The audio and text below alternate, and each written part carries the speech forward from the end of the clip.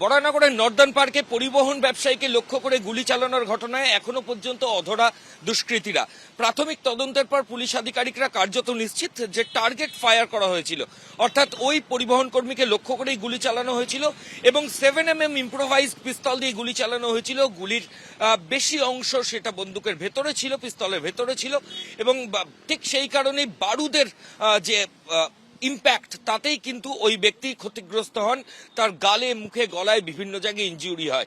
আজকে একটা CCTV footage সামনে এসেছে এবং তাতে যেটা দেখা যাচ্ছে যে ওই অপরাধের পর দুজন অভিযুক্ত তারা, আমরা এই মুহূর্তে যেখানে দাঁড়িয়ে রয়েছি এটা বেলঘড়ি এক্সপ্রেসওয়ে এবং বরানগরের কানেক্টিং পয়েন্ট।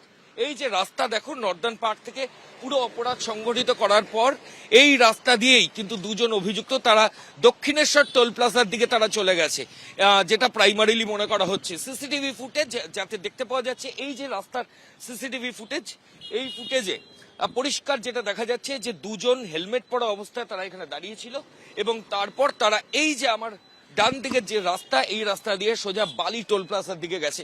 কিন্তু আর একটা জিনিস এখানে চোখে পড়ছে, সেটা হচ্ছে পুলিশ কিয়স্ক আছে কিন্তু সেটার ভাঙা অবস্থায় রয়েছে। স্থানীয়রা দাবি করলেন কিছুদিন আগে একটি দুর্ঘটনা হয়েছিল এবং সেই দুর্ঘটনায় পুলিশ কিয়স্ক পুরো ভেঙে যায়, ফলত পুলিশ আধিকারিকরা সেই কিয়স্ক তো ঠিক করেনি, নজরদারির তারা এখান থেকে করবেনি বা কি করে।